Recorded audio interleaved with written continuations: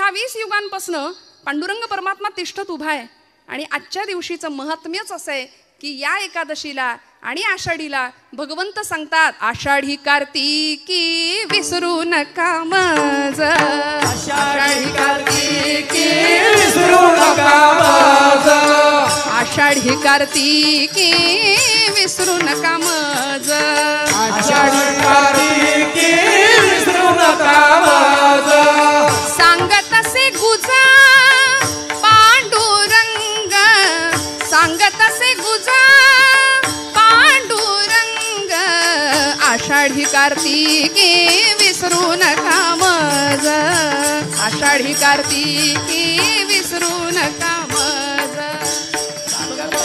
गुजा पांडुरंगा, सांगत असे गुजा पांडुरंग, आषाढी कार्तिकी विसरू नका मज, आषाढी कार्तिकी विसरू नका मज. सांगत असे गुज पांडुरंग. आषाढीची वारी आणि कार्तिकीची वारी का महत्वाची? आपल्याला वाटतं म्हणून नाही जायचं, संतांनी सांगितलंय म्हणून जायचंच. पण खरं सांगू, हे कोण म्हणतंय? पांडुरंग परमात्मा गुज सांगतो. कुणाला? नामदेव महाराजांना. आषाढी कार्तिकी विसरू नका मज, सांगत असे गुज पांडुरंग. गुज म्हणजे काय हो? गुज गोष्टी. सोपं सांगू, आपल्याला सगळ्यांना कळेल. मराठी भाषा आपल्याला फार आवडते ना. आपल्या मराठीत सिक्रेट. देवाचं सिक्रेट काय माहितीये का? देव कुणाला सांगतो? आता संतांनी आपल्या गुज गोष्टी कुणाजवळ केल्या? देवाजवळ केल्या. देवानी आपल्या गुज गोष्टी खास असलेल्या, सखा मानलेल्या आपल्या संतांजवळ केल्या. आम्ही प्रापंचिक माणसं आपल्या गुज गोष्टी आपल्या आपणातच करतो. काय कसं काय चाललंय, बरं आहे का? आपल्या गप्पा सुद्धा यंदा पावसाळा कसा, हिवाळा कसा, उन्हाळा कसा, याच्यातच आम्ही रमलो. म्हणून तर ती नाती गोती ती गोत्यात आणतात. ती नाती आम्ही गमतीने म्हणतो, नात्यातली माणसं नात्यातली असतात. मग बोलायचं कुणाशी हो? गंमत सांगू, लोकांतात असताना देवाचं बोलायचं, बरं का? लोकांतात असताना देवाचं बोलायचं आणि एकांतात असताना देवाशी बोलायचं. आहे की नाही? बाकी सगळ्या गोष्टी बाजूला ठेवूया. भगवंत स्वतः नामदेव महाराजांना सांगतात, आषाढी कार्तिकी विसरू नका मज नामया. भगवंत त्यांची व्यथा व्यक्त करतात. थोर प्रेमाचा भुकेला हाचे दुष्काळ तयाला. म्हणले माझ्याकडे येणारे सगळे व्यापारी आहेत मेले. काहीतरी पाहिजे, हा देवा आमचं हे कर ते कर, आम्हाला हे दे ते दे, मग तुझं फलान करीन, अमुक करीन, तमुक करीन. सगळे व्यापारी. पण प्रेम भावनेनी माझ्याकडे येणारी माणसं खूप कमी आहे. तीही त्रिभुवनी नाही मज कोणी. हे भगवंत स्वतः सांगतात. सांगे चक्रपाणी नामयासी. भगवंत स्वतः नामदेव महाराजांना सांगतात. म्हणून तर सखा होता भगवंतांचा नामदेव महाराज. म्हणजे प्रेम भंडारी होते. प्रेमाच्या गोष्टी भगवंत नामदेवांशीच करायचे. नामयाचे प्रेम केशवची जाणे, केशवासी राहणे नामया पाशी. असं दोघांचं सुंदर नातं होतं. म्हणून भगवंत सांगतात, कुणालाही नाही, नामदेव महाराजांना सांगतात की मला विसरू नका. एकादशी का करायची? उपवास आपण शब्द वापरतो, आपण म्हणतो उपास. खरं तर भगवंताच्या उप म्हणजे जवळ राहायला मिळणं आणि वास म्हणजे वस्ती करायला मिळणं म्हणजे उपवास. आम्ही उपवासाला, आपल्याकडे म्हणच आहे एकादशी आणि दुप्पट खाशी, नाही का? म्हणून तर उपवासाला आमच्या पुण्यामध्ये उपवासाचे 108 पदार्थ मिळतात. ते पुस्तक मिळतं रेसिपीचं. उपासाची कचोरी आहे, उपासाचा डोसा आहे, उपासाचा वडा आहे, उपासाची भजी आहे, उपासाचा अजून काय भाकरी आहे, ढोकळा आहे. बघा कसे उत्तर. म्हणजे हे सगळं झालंय आज, आहे की नाही? भरपूर ताट आमचं भरलेलं, कधी न भरलेलं असतं एवढं आजच्या दिवशी असतं. पुण्याजवळ कोडीत नावाचं गाव आहे. त्या गावचे महाराष्ट्राचे प्रसिद्ध साहित्यिक आचार्य अत्रे, प्रल्हाद केशव अत्रे, त्यांनी खूप सुंदर विडंबन केलं. ते म्हणाले, गुरुजी खूप सुंदर गातात बरं का. उपास मज लागला सखे ग बाई, उपास मज लागला. आहे ना सगळ्यांचा उपास? उपवास आहे ना? फराळ शब्दच असा आहे की म्हणताना तोंड गरगरीत होते आमचं. हंगामानुसार फळ फळावळ असतेच. बरं, उपास म्हटलं की ते सगळं आम्हाला लागतं त्या दिवशी. म्हणजे भगर असू दे, साबुदाण्याची खिचडी असू दे, शेंगदाण्याची आमटी. हा प्रकार असा आहे की कितीही होता भगरीत तो खपतो. आणि इतकं सगळं, म्हणजे किती वाट्या संपल्या त्याचं काही भान राहत नाही. सगळं कॉन्क्रीट जॅम होतं एकदम आजच्या दिवशी, होतं की नाही? आणि एवढं करून चेहरा असा असतो, उपास आहे, काही गिळलंच नाही जणू. उपास मज लागला सखे ग बाई, उपास मज लागला. उकडले बटाटे 6 एकटीसाठी, मोजिल्या खारका 10.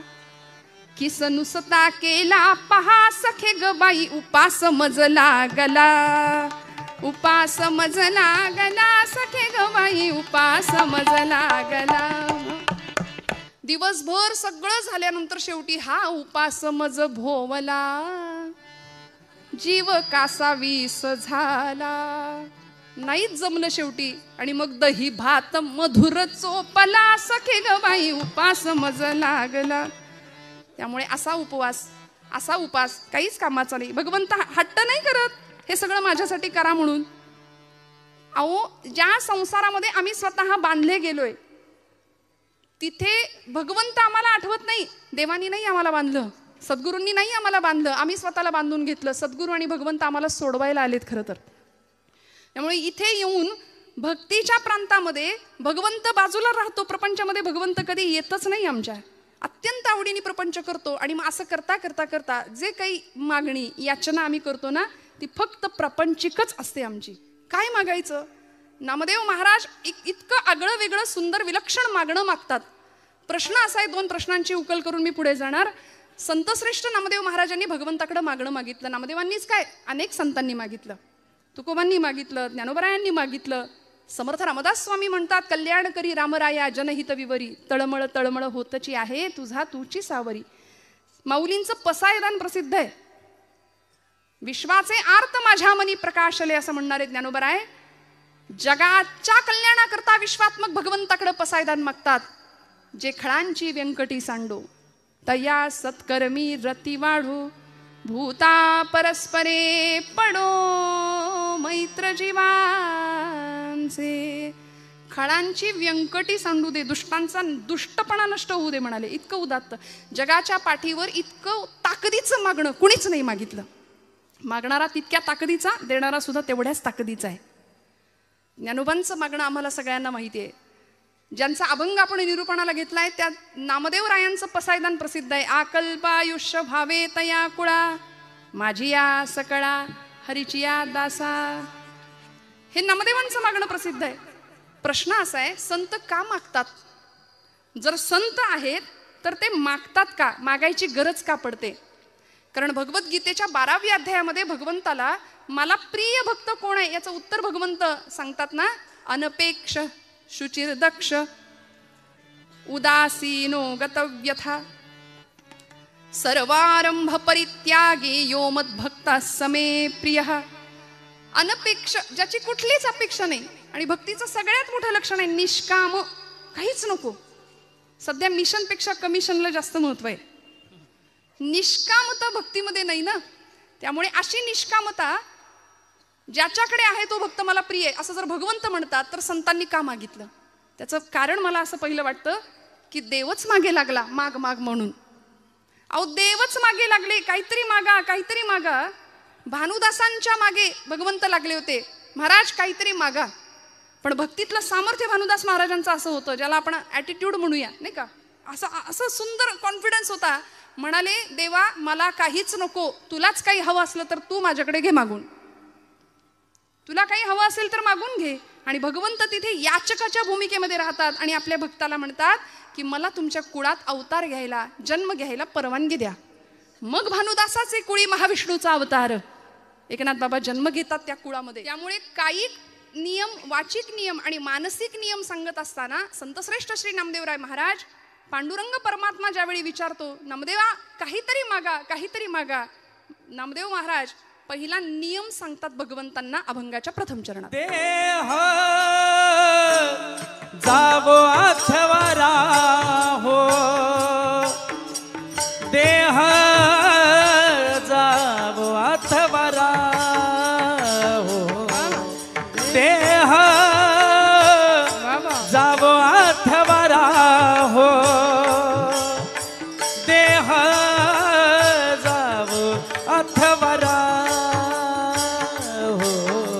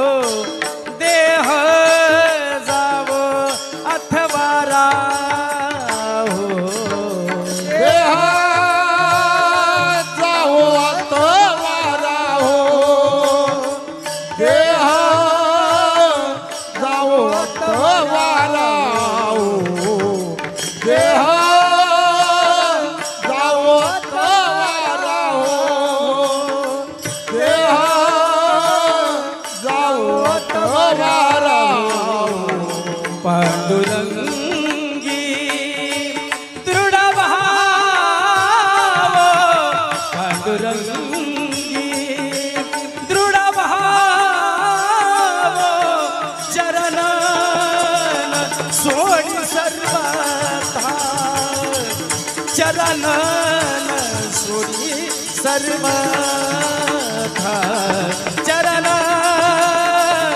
सोडी सर्वथा चरण सोडी सर्वथा पांडुरंगे दृढ भाव पांडुरंगे दृढ भाव चरण सोडी सर्वथा चरण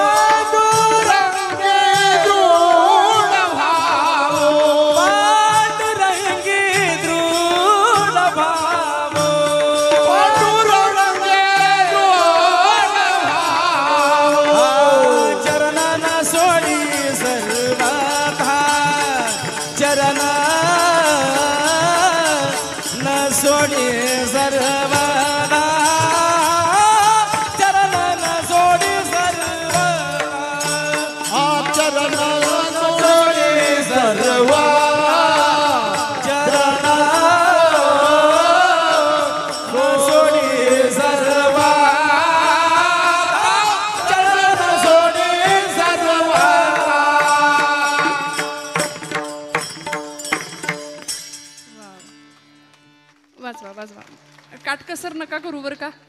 आवडल्यानंतर दाद मनापासून आली पाहिजे आणि ती छान दिलखुलासपणे दिली गेली पाहिजे. टाळ्या वाजवा ना जोरदार. देह जावो अथवा राहो पांडुरंगी दृढ भावो चरण सोडी सर्वथा आण तुझी पंढरीनाथा. संतश्रेष्ठ नामदेवराय महाराज म्हणतात की देवा कायिक नियम सांगितला. माझा नियम आहे भगवंता. देह जावो अथवा राहो. माझा देह गेला तरी चालेल राहिला तरी चालेल फरक पडत नाही. पण देह जावो अथवा राहो पांडुरंगी दृढ भावो. तुझ्या चरणांवरती तुझ्या नामाशी तुझ्या गुणांशी माझं सख्यत्व जुळलं गेलं पाहिजे. भगवंता मी तुझ्या अनुसंधानातच कायम राहिलो पाहिजे. ही नामदेव महाराजांची वाचिक नियमावली आहे. कायिक नियमावली आहे बरं का. कायिक तप देहाचं तप आहे की भगवंतासाठीच हा देह समर्पित करणार आहे. मना चंदनाचे परित्वा झिजावे समर्थ म्हणतात. देह या शब्दाचा अर्थच असा आहे यद्दहते नित्यम तद्देहम. जो सतत जळतोय त्यालाच म्हटलंय देह. नामदेव महाराजांना माहिती आहे हा देह जाणार आहे. देह जाईल जाईल त्यासी काळोबा खाईल. देह हे काळाचे धन कुबेराचे तेथे मनुष्याचे काही आहे. संपणार आहे. नामदेव महाराज म्हणतात देह संपला तरी चालेल राहिला तरी चालेल पण तुझ्याशी अनुसंधान आमचं असलं पाहिजे. देह जावो अथवा राहो पांडुरंगी दृढ भावो. तो भाव आमचा तुझ्या चरणांजवळ दृढ असला पाहिजे. आणि असा देह यद्दहते नित्यम तद्देहम. तुम्ही म्हणाल कुठे काय जळतंय. देह जळतो म्हटलं ना मी आता. तुम्ही म्हणाल कुठे काय जळतंय. आता अजून थंडी म्हणावी अशी नाही सुरू झाली पण आता हिवाळ्याचे दिवस सुरू होतील आणि काय जळतंय सांगताय. खरं आहे ना जळतं बरं का. रोज आपण भोजनाला बसल्यानंतर भूक लागते. आतमध्ये अग्नी आहे प्रत्येकाच्या. तो अग्नी पेटलेला आहे, प्रज्वलित आहे, म्हणून आम्ही इथं बसलोय, चालतोय, उठतोय, फिरतोय. तो अग्नी एकदा विझला की लोक म्हणतात उचला, आहे की नाही? आज समाजामध्ये अशी मंडळी आहेत की देव आहे की नाही याच्यातच अडकलेली आहेत. अजून देव आहे की नाही याच चर्चा फिरतायत. पण देव आहे की नाही याच्यावर विचार करणाऱ्यांना बाबा महाराज सातारकर फार सुंदर सांगायचे. ते म्हणायचे तुम्ही देवाला माना किंवा मानू नका, पण त्यांनी तुम्हाला मानलंय एवढं लक्षात ठेवा. आणि ज्या दिवशी तो आपल्याला मानणार नाही त्या दिवशी आपल्या घरासमोर सुद्धा गर्दी जमेल. विठ्ठल विठ्ठल विठ्ठल.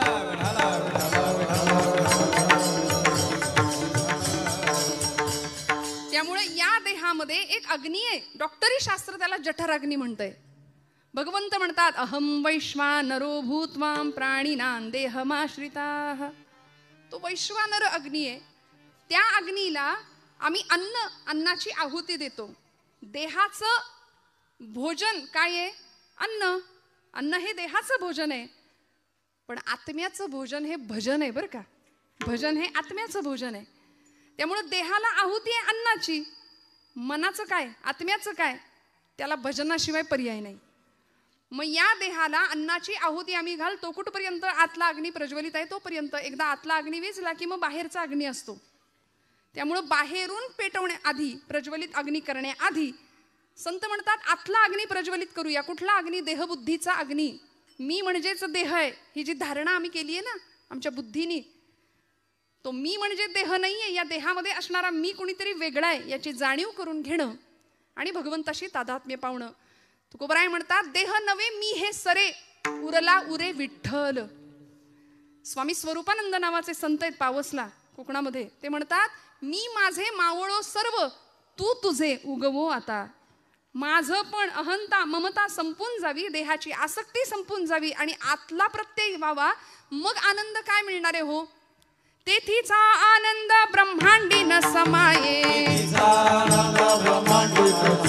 तेथीचा आनंद ब्रह्मांडी न समाये.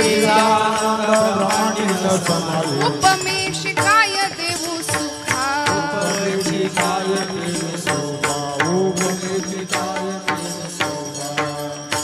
अंतरीची ज्योती प्रकाशली दीप्ती, मुळीची जी होती आच्छादिली. आतली ज्योत प्रज्वलित होणं. आणि एकदा का ती ज्योत प्रज्वलित झाली की मग सोहिरोबनाथ म्हणतात तेथे कैची दिवस राती, तयाविण नेत्रपाती हलवू नको रे. आणि अशा अवस्थेमध्ये तो प्रकाश आत्मचैतन्याचा जागृत व्हावा. मग देह गेला तरी हरकत नाही. आणि खरंय झिजणं फार महत्वाचं आहे हो. शीर्यते यत शरीरम म्हटलंय. जे सतत झिजतंय त्यालाच तर शरीर म्हटलंय. 25व्या वर्षी जी देहाची अवस्था आहे ती 75व्या वर्षी नाही. नामदेव महाराज म्हणतात मी देहाची नश्वरता मानतो, मला माहिती आहे देवा देह गेला तरी चालेल, पण तुझा अनुसंधान सुटता कामा नये. पांडुरंगी दृढ भावो. काय अवस्था होती? आजचा जन्मदिवस आहे नामदेव महाराजांचा. भगवंतावर नितांत प्रेम करावं, भगवंताशी बोलावं, खेळावं, नवे वेळ आली तर भांडावं सुद्धा भगवंतासोबत. जन्म झाला पंढरपुरामध्ये. गुणाई मातेला दृष्टांत झाला पांडुरंग परमात्म्याचा की माझ्या पंढरपुरामध्ये येऊन राहा. आणि मग गुणाई मातेनी हट्ट करावा की मला पंढरपूरला जायचंय. पंढरपूरला ही सगळी मंडळी येतात. पंढरपुरामध्ये आल्यानंतर कार्तिक शुद्ध एकादशीचा म्हणजे आजचा दिवस संतश्रेष्ठ नामदेव महाराजांचा जन्म. भगवंताच्या नामासाठी हा अवतार होता. नामाचाच प्रचार प्रसार पुढच्या काळामध्ये केला म्हणून नाव सुद्धा ठेवलं नामदेव. असा भक्तीचा पताका भक्तीची हातामध्ये घेतली. जिला एक टोक होतं नामाचं, एक टोक होतं ज्ञानाचं आणि दांडा होता तो भक्तीचा. म्हणून धर्माची पताका असते बरं का, झेंडा पक्षाचा असतो. त्यामुळं धर्म पताका संतांनी हातामध्ये घ्यावी आणि अवघं भारत भ्रमण करावं. नामदेव महाराजांचं इतकं विलक्षण कार्य आहे. आजच्या दिवशी त्यांचं स्मरण नाही केलं. खरं तर त्यांचा अभंगही त्याच कारणासाठी घेतलाय तर आपली मोठी चूक ठरेल. 5 वर्षाचे होते नामदेव महाराज. फक्त अलौकिक सिद्धी 5व्या वर्षी. आणि नामदेव गाथा म्हणजे स्वतःच जणू काही आत्मचरित्र लिहावं नामदेव महाराजांनी की ज्या पद्धतीने अनुभव व्यक्त करावे, कशा पद्धतीने भगवंत आपल्याशी बोलत होते, कशा पद्धतीने खेळत होते, कशा पद्धतीने मी भगवंताशी भांडत होतो. 5व्या वर्षी अलौकिक सिद्धी प्राप्त करावी. नामदेव महाराजांनी सकाळची वेळ, दामा शेट्टी पहाटे उठलेत आणि नामदेव महाराजांना सांगतायत, उठवलं नामया आजचा नैवेद्य पांडुरंगाला तू अर्पण कर बरं, मी गावाला चाललोय, परगावी चाललोय. पूर्वीची मुलं आई वडिलांचं ऐकायची. आता असं सांगावं लागेल या गोष्टी, म्हणून मी हात जोडून जिथं जाते तिथे माता भगिनींना सांगते, आपल्या लेकरांना कीर्तनाला घेऊन या. काळाची खूप मोठी गरज आहे, ती खूप मोठी. आमच्या पोरांच्या आयुष्यात दुसरं काही नसतं. सकाळी टीव्ही, दुपारी टीव्ही, संध्याकाळी टीव्ही, रात्री टीव्ही, नाहीतर मग मोबाईल हातामध्ये आहे. या पलीकडे जाऊन जीवनाचं तत्वज्ञान संतचरित्रांच्या माध्यमातून कळायचं असेल तर या धर्ममंडपाखाली लेकरांना घेऊन आलंच पाहिजे, यावंच लागेल आपल्याला. नामदेव महाराज कधी कळतील आम्हाला? 5 वर्षाचे होते नामदेव महाराज. आई वडिलांनी सांगितलं, नामय्या देवाला नैवेद्य अर्पण करायचंय तुला. ऐकलं. 5 वर्षाचे होते. आईच्या मागे पहाटे बसणं लागले. आई आई लवकर लवकर, पांडुरंगाला भूक लागली असेल, त्याच्याही आधी मला भूक लागली आहे, लवकर जेवायला दे, लवकर नैवेद्याचं ताट तयार कर. गुणाई मातेनी तयार केलं नैवेद्याचं सुंदर ताट आणि केळीच्या पानाने झाकून दुडू दुडू दुडू धावत राऊळामध्ये आलेत नामदेव महाराज. पांडुरंगाच्या समोर उभे राहिले, मंडल केलं, ताट ठेवलं, पाणी फिरवलं. करा सुरुवात म्हणले, आता करा सुरुवात देवा. तर एवढ्या अर्जवानी देव उठणार आहे का हो? देव जेवणार आहे का हो? इथं माणसातल्या माणसाशी आम्हाला नीट वागता येईना, बोलता येईना. पाषाणातला देव आमच्याकडून कधी उठणार? पण नामदेवांचा अर्जव काय होतं? देह जावो अथवा राहो, पांडुरंगी दृढ भावो. भगवंता पांडुरंगा, रोज माझे वडील येतात. किती वय आहे? 5 वर्षाचं वय आहे फक्त. आपल्या घरातलं आठवून बघा, 5 वर्षाचं लेकरू. 5व्या वर्षी नामदेव महाराज सांगतात, पांडुरंगा माझे वडील आज गावी गेलेत, रोज ते येतात आणि आज मी आलोय, म्हणून हे बघ बऱ्या बोलानं पटकन जेवण कर, उशीर झालाय, मी लवकर उठलोय तुला नैवेद्य द्यायचा म्हणून.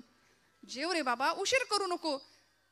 सगळे उपाय करून झाले तरी पांडुरंग हलेना, बोलेना, उठेना. आणि एक क्षण असा यावा, तितिक्षा काय असते, निष्ठा काय असते आणि दृढ भाव काय असतो. पांडुरंगी दृढ भावो काय असतो? नामदेव महाराज म्हणतात, देवा जर आता जेवला नाहीस ना बऱ्या बोलानं, तर इथं या पायरीवर डोकं आपटून जीव देईन म्हणाले. आणि धावले ना. पायरीवर डोकं आपटणार, लागलंच नाही डोक्याला. मऊसर हात डोक्याखाली लागला आणि गाभाऱ्यातनं आवाज आला, नामदेवा दगडाचा देव कधी जेवतो का रे? नामदेव महाराज हुशार होते. नामदेव महाराज म्हणले, पांडुरंगा दगडाचा देव कधी बोलतो का रे? बोललास? बोललास? चल चाटून पुसून स्वच्छ कर. सगळं ताट स्वच्छ करायला लावलं देवाला आणि रिकामं ताट घेऊन नामदेव महाराज घरी येतात. गुणाई माता सांगते, नामया एवढा धीर नाही का रे धरवला कार्ट्या? सगळं संपवलंच नैवेद्याचं ताट. आई मला भूक लागली, लवकर जेवायला वाढ. गुणाई माता म्हणते, अरे जेवलास ना तिथे? नाही ग आई, ज्याच्यासाठी होतं तो जेवलाय. कोण? देव जेवला? हो आई, देव जेवला. नामदेवा खोटं बोलायला लागलास का रे? अगं आई नाही ग बाई, ज्याच्यासाठी होतं तो जेवला. कुणी बघितलं? अगं कुणी कशाला बघायला पाहिजे? या या डोळ्यांनी मी ग पाहिला, या या डोळ्यांनी मी ग पाहिला, देव जेवला ग देव जेवला, देव जेवला ग देव जेवला,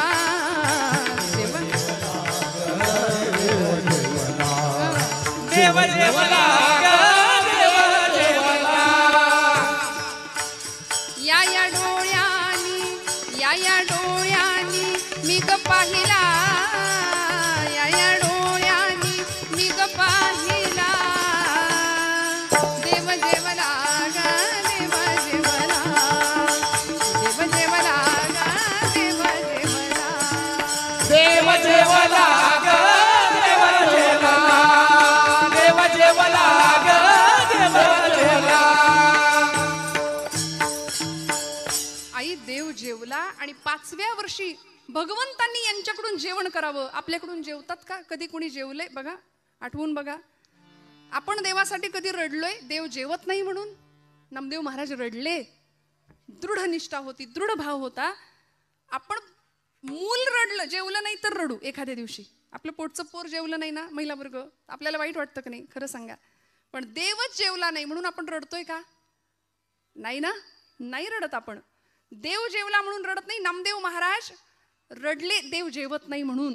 संत रडले भगवंतासाठी आणि अत्यंत आर्त स्वराने प्रार्थना करावी भगवंतांची, तेव्हा भगवंताला यावं लागायचं. पाषाणातलं चैतन्य जाग करण्याचं सामर्थ्य संतांकडे होतं. देह जावो अथवा राहो पांडुरंगी दृढ भावो.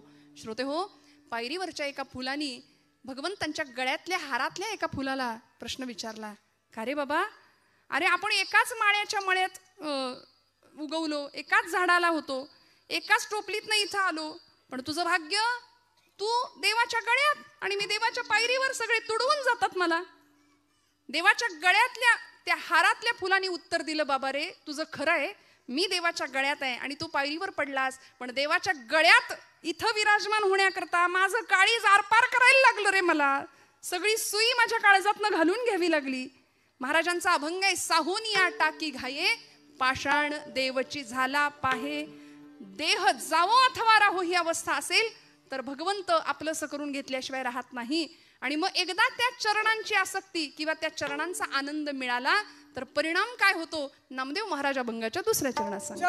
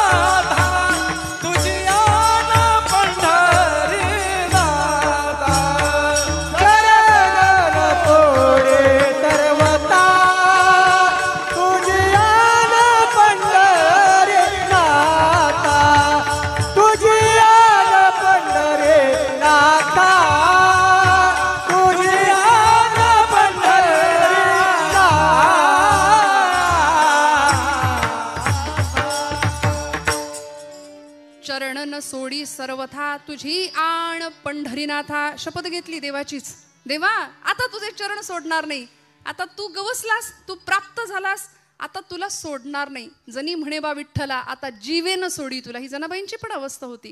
काय आहे असं त्या चरणा सुखामध्ये, काय सांगू तुझ्या चरणीच्या सुखा, अनुभव ठाऊका नाही तुझं देवा, तुलाच माहिती नाही तुझ्या इथे काय आनंद आहे. का उभा राहिला देव विटेवर, भक्तांच्यासाठी तिष्ठत उभा राहिला. आणि प्रेमाचा भुकेला असलेला भगवंत, त्या भगवंताची ओढ खऱ्या संतांना लागली. त्या चरण सुखासाठी सगळी मंडळी आषाढी कार्तिकीची वाऱ्या करू लागली भगवंताला बघण्याकरता. काय आहे असं त्या भगवंताच्या दर्शनामध्ये काय मिळालं, नाथबाबांनी फार सुंदर सांगितलं. कृष्ण मूर्ती होय गे कळो आली सोय गे, प्राणाचाही प्राणू पाहता सुख सांगो काय गे, तुळशी माळ गळा गे कस्तुरीचा